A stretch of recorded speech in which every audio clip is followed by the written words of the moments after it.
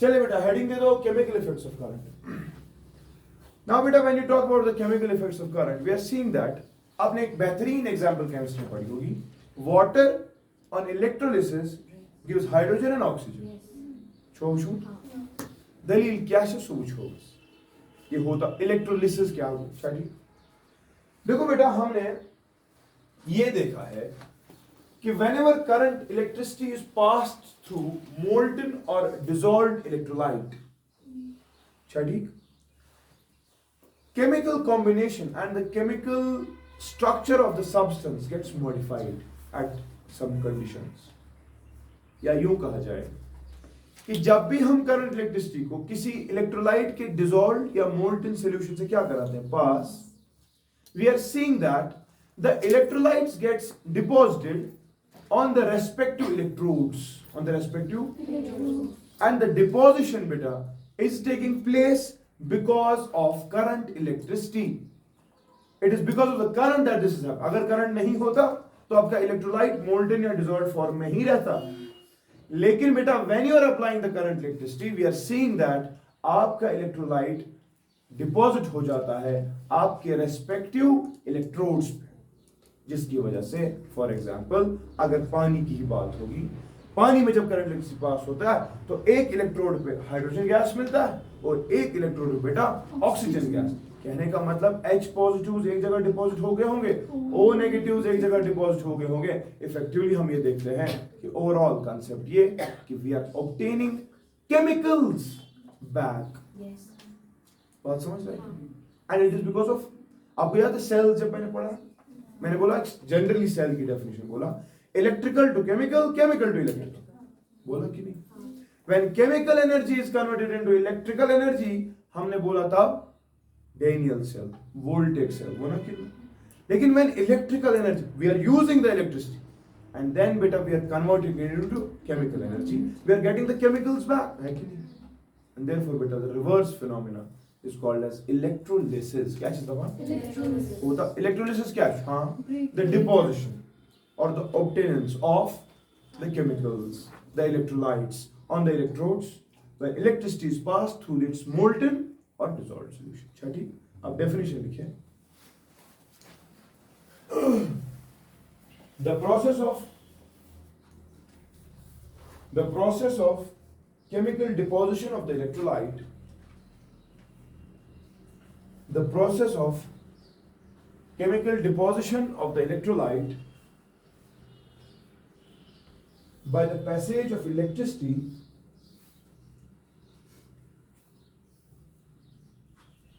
the process of chemical deposition of the electrolyte by the passage of through its molten or dissolved state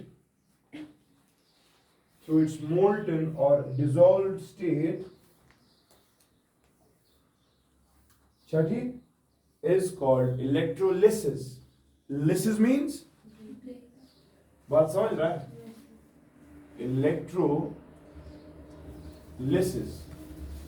Lysis means breakage. किसकी वजह से? Current.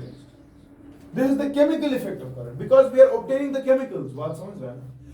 This phenomena takes place beta inside an electrolytic cell. किसके अंदर? Example मैंने आपको कहा पानी में आप करंट इलेक्ट्रिसिटी पास कर रहे हैं, आपको मिलता है H2 और O2. बात समझ रहा है? You are getting the chemicals back on the passage of the current through the dissolved or the molten state of water. बात समझ रहा है कि नहीं? हाँ, molten state क्या है जो समझो. केमिस्ट्री इंशाल्लाह आप पढ़ रहे हैं, आप इलेक्ट्रोकेमिस्ट्री चैप्टर पढ़ेंगे तो which there is theory called as the theory of ionization. Theory of ionization क्या है बना इस समझो. थ्योरी ऑफ आयनाइजेशन कहती है बेटा अगर आपके पास एक इलेक्ट्रोलाइट क्या है तो इलेक्ट्रोलाइट बना कैसे? NaCl की बात करते हैं, बेहतरीन एग्जांपल हमारे पास. NaCl की अगर मैं बात करूं तो दरअसल बेटा इलेक्ट्रोलाइट जब इसका पानी में आप डिसॉल्व करेंगे तो नमक NaCl नहीं रहता ना. थ्योरी ऑफ आयनाइजेशन कहती है कि वाटर के पास हाइड्रेशन एनर्जी, कौन सी एनर्जी है? हाइड्रेशन एनर्जी की वजह से जो फोर्स ऑफ अट्रैक्शन है वाटर से ना इलेक्ट्रिक कांस्टेंट 80, सो क्या करा 80 टाइम्स डिक्रीज Physics जोड़ तुम्हें. What is the dielectric constant of water? It is 80. तो NaCl को जब पानी में डालोगे, डाइलेक्ट्रिक कांस्टेंट का मतलब तो आपको पता है, reduction in the force. Charges ही है ना, कैटाइंस और एनाइंस। फोर्स था 20 कूलम का, पानी में कितना हो जाएगा 20/80, 1/80 टाइम कैसे, जिसकी वजह से कैटाइंस और एनाइंस अलग हो जाते हैं।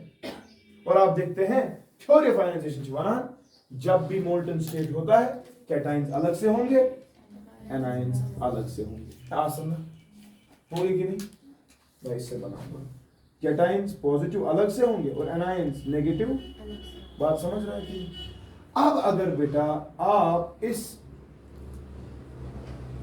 इलेक्ट्रोलाइट, इस डिसॉल्व्ड सॉल्यूशन बेटा 2 इलेक्ट्रोड्स लाएं और आप कनेक्ट करेंगे इनको बाहर से ही by means of an electrochemical cell. ये हॉट सेल है, स्पर्मस है, ये दूसरी सेल है जिसमें अब ये काम होने वाला है, उल्टा वाला काम। बात समझ रहे हैं? इसमें केमिकल्स है, वो इलेक्ट्रिकल एनर्जी दे रही है, लेकिन ये पूरी कॉम्बिनेशन इलेक्ट्रोलिटिक सेल है। क्यों? क्योंकि आपके पास इलेक्ट्रिसिटी इस्तेमाल होगी और बनेगा क्या वापस, केमिकल्स। बात समझ रहे हैं कि नहीं? आप समझिए होने वाला क्या है बेटा। जब आपने ये टर्मिनल इस्तेमाल कर लिए तो आख टर्मिनल गैस में पॉजिटिव, ब्याह टर्मिनल क्या गैस गैसेस कितना। मुझे एक बात बताओ, जो इस इलेक्ट्रोलाइट में बेटा कैटाइंस और एनाइंस है, तिमन गैस ना एक हिसाब electric field apply as per this direction. कुछ नया चीज नहीं है, chemistry at the end physical chemistry है, एंड इट इज फिजिक्स। जब इलेक्ट्रिक फील्ड लगा तो कैटाइंस भी लगे होंगे। कैटाइन कहां से भागेगा पता? कैटाइन इज पॉजिटिवली चार्ज, वो कहां जाएगा? वो जाएगा टुवर्ड्स द नेगेटिव, सो कैसे टुवर्ड्स दिस होगा कि नहीं बेटा? एनाइन की बात होगी, एनाइन कौन सा चार्ज? सुगोगुन गैस, सो कैसे दिल होगी, यानी कि एनोड पकड़ रहा है नेगेटिव आयन, कैथोड पकड़ रहा है पॉजिटिव आयन, है कि नहीं? लेकिन मुझे पसंद है करंट इलेक्ट्रिसिटी का मतलब सर्किट कंप्लीट होना चाहिए। जब नेगेटिव एनायन आ गया इस इलेक्ट्रोड पर, ये कुछ टर्मिनल पॉजिटिव टर्मिनल करना, तम इलेक्ट्रॉन अट्रैक्ट। देयरफॉर जब आपका एनायन, जब आपका आ जाता है किस पर, एक इलेक्ट्रोड पे, वहां पर वो आके, ये आपका एनायन है ना, नेगेटिवली चार्ज, जब वो इधर पे आता है, ये ना पॉजिटिव टर्मिनल, पॉजिटिव टर्मिनल तक करंट कैसे चलेगी? चलता कौन है? इलेक्ट्रॉन। देयरफॉर आपके एनायन को बेटा इलेक्ट्रॉन को लूज करना पड़ेगा, और वो इलेक्ट्रॉन सर्किट में से जाएगा, पहुंच गया इधर तक, पहुंच गया कि नहीं? लेकिन व्हाट इज ऑक्सीडेशन स्टेट क्या थी? -1। अब क्या हो गई? 0। बढ़ गई कि घट गई? बढ़ने को क्या बोलते हैं? ऑक्सीडेशन। वो है कि नहीं? देयरफॉर एनोड पे अभी भी क्या हो रही है? एनोड पे ऑक्सीडेशन हो रही है, हमने पढ़ा है LOAN, लेफ्ट साइड ऑक्सीडेशन होती है एनोड पे, एनोड होता है नेगेटिव। लेकिन ये मैं फिजिक्स पढ़ा रहा हूँ, एनोड चूंकि पॉजिटिव की बैटरी जोड़ गई, बात समझ रहे? सो रिमेंबर बेटा दिस थिंग, एनोड पे फिर से ऑक्सीडेशन होगी, लेकिन इस वक्त ऑक्सीडेशन का चर्चा कुछ ऐसा है कि जो एनाइन यहाँ पे आता है कुछ इलेक्ट्रॉन लूज करा, इलेक्ट्रॉन क्या करा, मतलब फिलामेंट कैथोड्स क्या, अगर ये बनो ना एनोड थे, और ये एनोड बन गया ना, क्योंकि एनोड पे ही ऑक्सीडेशन होती है। अब जो ये दूसरा इलेक्ट्रोड है, इसको क्यों हम कैथोड कहते हैं समझो। आपका कैटायन जो है बेटा वो आ गया ना इसकी तरफ, जब इसकी तरफ आएगा स्विच पॉजिटिव, तो इसमें इलेक्ट्रॉन बाकार, तिल क्या कर इलेक्ट्रॉन में हो रहे एम्सनिश, तो आपका कैटायन जो पॉजिटिव था उसको इलेक्ट्रॉन इफेक्टिवली केमिकल मिल रहा है आपको किस पर, उस यहां पर। तो हुआ क्या है? Gain of electrons, oxygen state from +1 to 0, reduction, oxidation number has reduced and that is called as reduction. Reduction होती किस पे? कैथोड पे होती है ना, देयरफॉर ये वाला कैथोड बन गया। और बात समझा कि नहीं? सो अक्षु एनोड पे अक्षु एनोड पे होगी ऑक्सीडेशन जिस तरह से पढ़ा है हमने, कैथोड पे होगी रिडक्शन जिस तरह से, ये आप फिर से पढ़ने वाले हैं, याद रखना ये बात। एनोड पे ऑक्सीडेशन, कैथोड पे रिडक्शन। मगर ये हुआ क्यों? क्योंकि करंट इलेक्ट्रिसिटी को रेस्पॉन्ड हुआ, रेस्पॉन्स ऐसा मिला कि कैटायंस बेटा चले गए टुवर्ड्स कैथोड, एनायंस बेटा चले गए टुवर्ड्स एनोड, और उनका रेस्पेक्टिव डिपोजिशन हो रहा है कि नहीं? एंड देयरफॉर बेटा the phenomena is called as electrolysis. तो इसमें कोई प्रॉब्लम नहीं। ये हुआ किससे? Current electricity. तो this is the chemical effect, ठीक है। अलबत्ता एक बंदा था बेटा जिसका नाम था फैराडे। क्या उस नाम? फैराडे ने दो लॉज दिए इलेक्ट्रोलिसिस के लिए। He has explained quantitatively the phenomena of electrolysis. He has given two laws. कितने laws? दो laws इसने दिए। पहला लॉ बेटा इसने दिया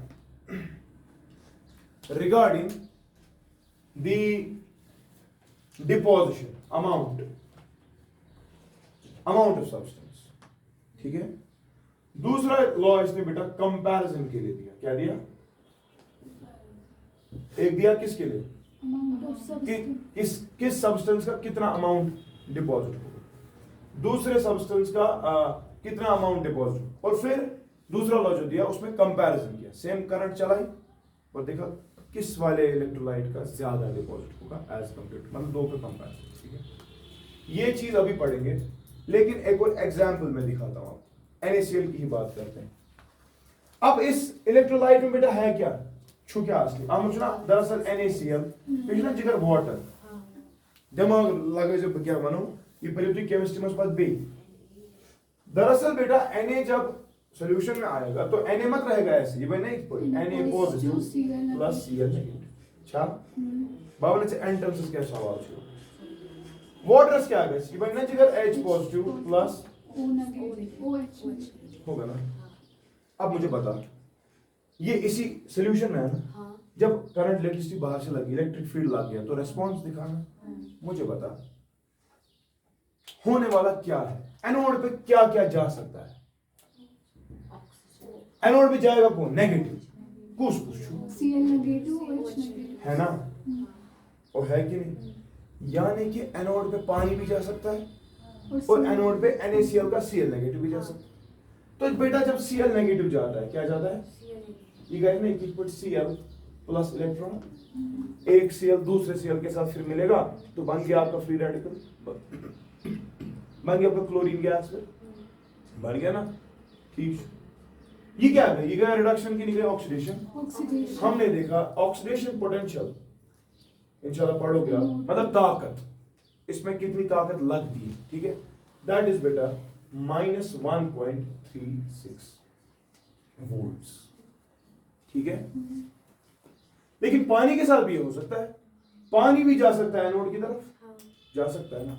आज क्या बनते हैं? हाफ ऑफ O2 प्लस बनने जिगर H2 गैस, वो बनेगा ना, बात समझ रहा है। और इलेक्ट्रॉन नहीं H2 करने वाला कि दो H पॉजिटिव्स बनेंगे और दो इलेक्ट्रॉन्स बाहर आ गए, है ना, मतलब OH नेगेटिव का इलेक्ट्रॉन बाहर आ गया, H पॉजिटिव अलग हो गए तो ये हो गया, है ना। तो यहां पर बेटा ऑक्सीडेशन पोटेंशियल -1.23 वोल्ट है, स्टैंडर्ड सिंबल स्टैंडर्ड के लिए, ठीक है। मैंने आपको एक दिन पढ़ाया था जिसका ऑक्सीडेशन पोटेंशियल ज्यादा वही चीज ऑक्सीडाइज होता है, जिसका रिडक्शन पोटेंशियल ज्यादा वही रिड्यूस होता है। तो आपसे पूछ रहा हूं ऑक्सीडाइज कौन होगा? क्लोरीन, मतलब हमें एनोड पे क्या मिलेगा? क्लोरीन गैस मिलेगा कि भाई ऑक्सीजन मिलेगा? शाबाश, सोच के बताओ। मैंने क्या बोला? जिसका ऑक्सीडेशन पोटेंशियल ज्यादा वही ऑक्सीडाइज होता है। तो ऑक्सीजन पोटेंशियल किसका ज्यादा है? पानी का है ना, माइनस ऑक्सीडेशन पोटेंशियल किसका ज्यादा है ना। तो ऑक्सीडाइज कौन होना चाहिए? क्लोरीन से वाटर। मतलब पता लगा कि आपके एनोड पे बेटा मिलना चाहिए क्लोरीन, है ना, मिलना चाहिए ना क्लोरीन गैस, मतलब ये वाली चीज। अरे ये भी बन गया, ये भी बन गया, आज बनना ये बन गया chlorine free radical. Base chlorine free radical से क्या बना? Chlorine gas. तो पता चला एनोड पे मिलना चाहिए था या क्लोरीन गैस या मिलना चाहिए था ऑक्सीजन गैस, मगर ऑक्सीजन गैस नहीं मिलती। हाँ, जीतेगा कौन? ऑक्सीजन। तो बनना हमें क्या मिलना चाहिए? ऑक्सीजन। ऑक्सीजन पोटेंशियल किसका ज्यादा है? वाटर का। देयरफॉर मिलेगा क्या? किधर पे? अच्छा ठीक, मिलना चाहिए। लेकिन बेटा पानी के साथ एक गड़बड़ है। पानी के साथ एक, पानी जो है बेटा, इसका एनोड पे जाना, माइग्रेशन, और इसका ऑक्सीडाइज होना, मतलब पानी से इलेक्ट्रॉन्स बाहर निकालना, इट इज काइनेटिकली, आपने काइनेटिक्स पढ़ा ना, it is kinetically slow process. क्या? एंड देयरफॉर बेटा what happens, kinetically slow process होने का मतलब इसकी एक्टिवेशन एनर्जी ज्यादा है। इसका एक्टिवेशन ज्यादा है, कहने का मतलब इसको करने के लिए एनर्जी ज्यादा लगेगी, कम लगेगी ना? ज्यादा।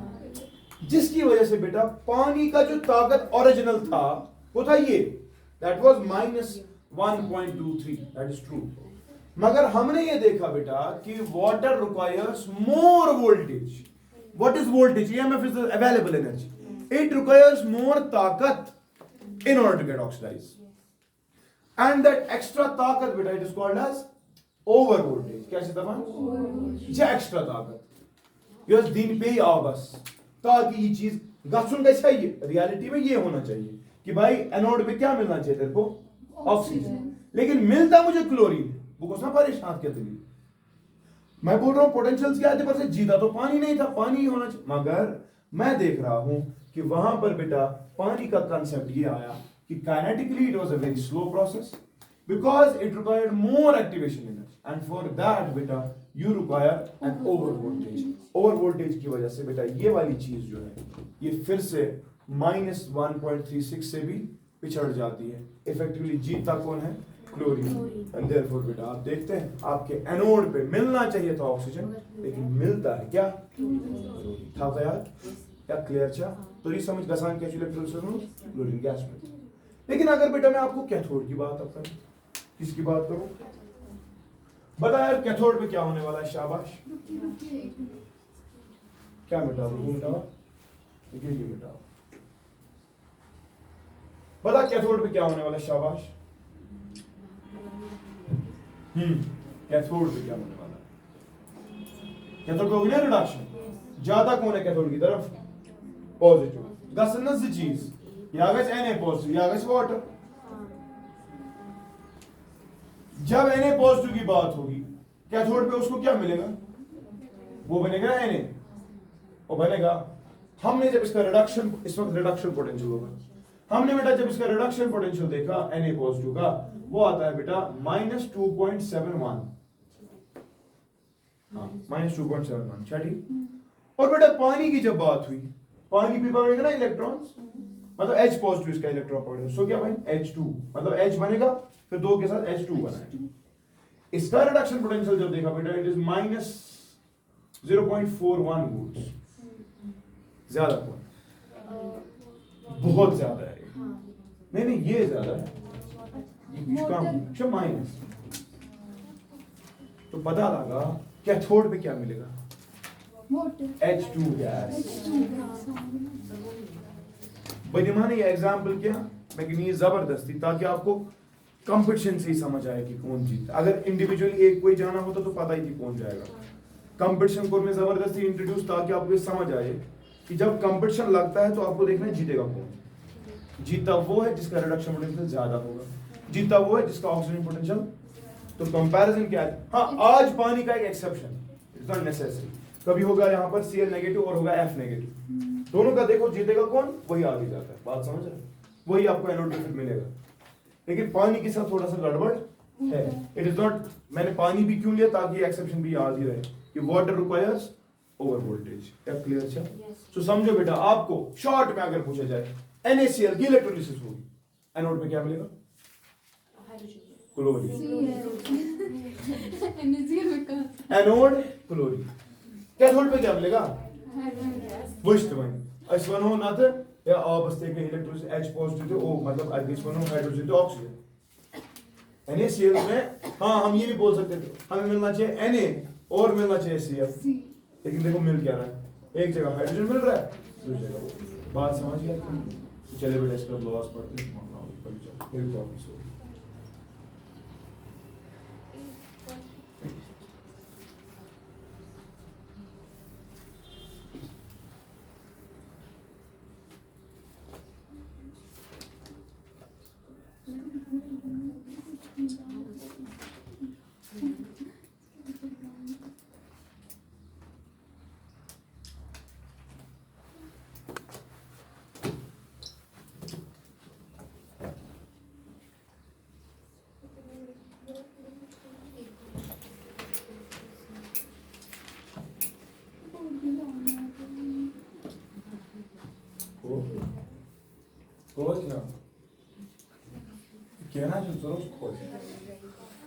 दुखी आत्मा होगा पाती थी इजाजत पढ़ना है दिन दो दिन से आज का पता नहीं से पढ़ना है सर हमें वो क्या होता है लॉस वो टाइम बचाना आप खुद का। चलो बेटा Faraday's laws law number first Faraday's first law कितने लॉ थे? दो छोटे छोटे लॉज है समझ नहीं कितना टाइम क्या ये थ्योरी है यार जैसे पता नहीं कुछ न्यूमेरिकल लिखो first law according to Faraday's first law according to Faraday's first law according to Faraday's first law the amount of substance deposited or liberated at an electrode deposit कहाँ पे होता है ना the amount of क्या substance deposited or liberated at an electrode is directly proportional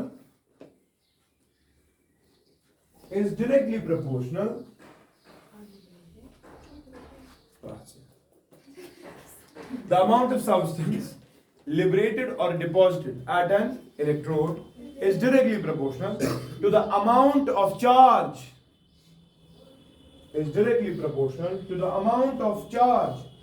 passing through the electrolyte तो मतलब समझो यहां देखो बेटा बोल रहा है कितना ज्यादा अमाउंट ऑफ सब्सटेंस होगा अमाउंट मतलब मास मतलब कितना ज्यादा मास होगा डिपॉजिट मतलब it is directly proportional to the quantity of charge जो तूने चार्ज चलाई होगी। बात समझ रहे मतलब 2 घंटे के लिए ऑब्वियसली ज्यादा चार्ज फ्लो करेगा 1 घंटे के लिए चार्ज कम फ्लो करेगा तो ज्यादा चार्ज फ्लो करेगा ज्यादा अमाउंट ऑफ सब्सटेंस डिपॉजिट हो जाएगा। बात समझ रहे हैं issue mass issue charge which implies बेटा m का तो नहीं बराबर सम कांस्टेंट टाइम्स q होगा कि नहीं व्हिच इंप्लाइज बेटा this constant it is called as electro chemical equivalent कैसे बना electrochemical equivalent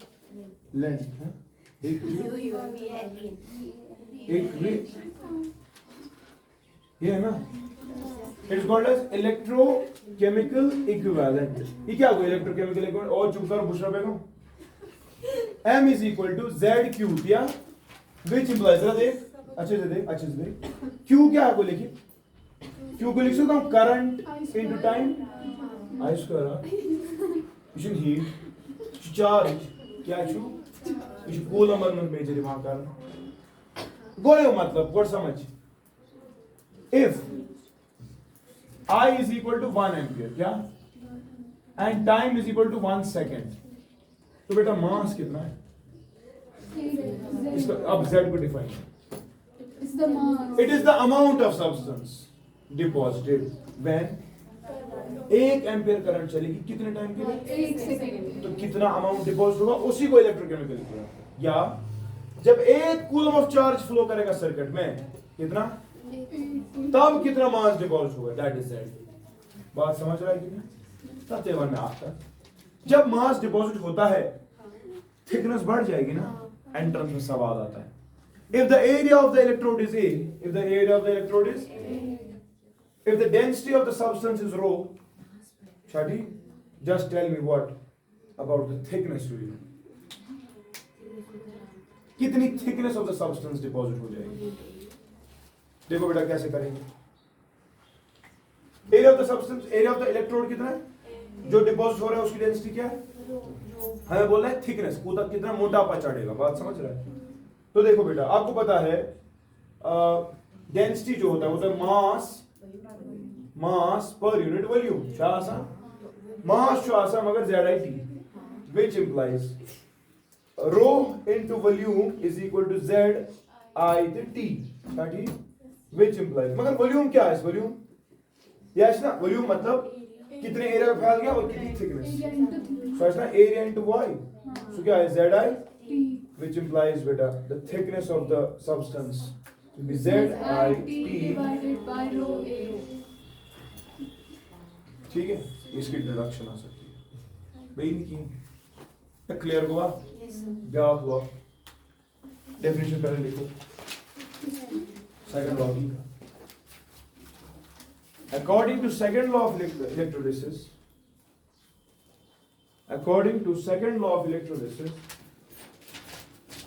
when the same quantity of charge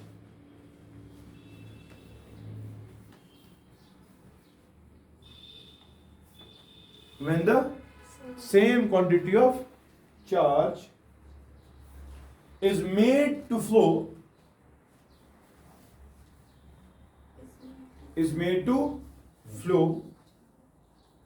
through two different electrolytes. Is made to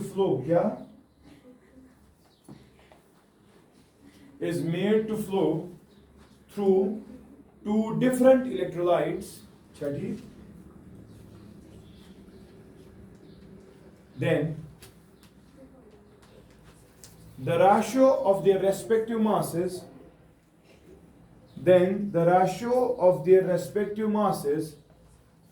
deposited at their electrodes Respective. masses Then the ratio of their respective. Deposited at their Mass. electrodes. क्या करें? Confused. Deposited at their respective. Deposited at their respective electrodes. दोनों respective है यार. अपना मास अपने electrode पे होगा.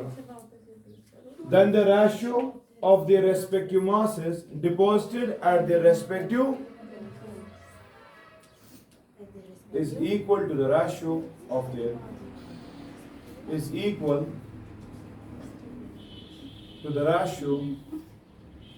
equivalent weights.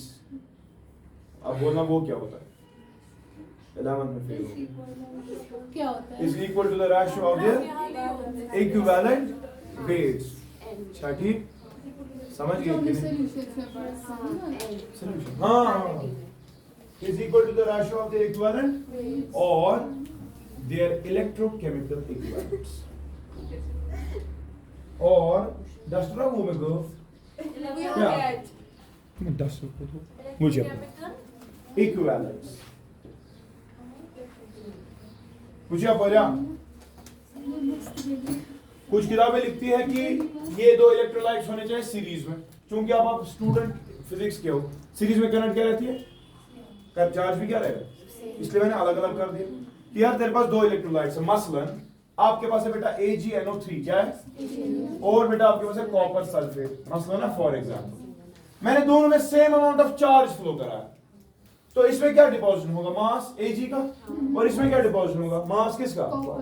दबान mass of Ag deposited to mass of copper deposited जो आपने अपने इलेक्ट्रोड्स पे होगा. सुका दज बराबर it will be Z of Ag by Z of Cu. और it will be Z. What is that? It is the electrochemical equivalent, or it is the ratio of their equivalent weight of Ag to equivalent weight of. But what is equivalent weight? So go to molar weight divided by valency. Valency क्या silver में क्या? +1. रटो. क्या AgNO3 -1 होता है. Ag है इसमें +1. ये अच्छा समझाऊँ. अब बच्चे को बुझ केमिस्ट्री शुरू कर रहा हूँ. what is equivalent weight of copper? Molar mass of molar mass of Ag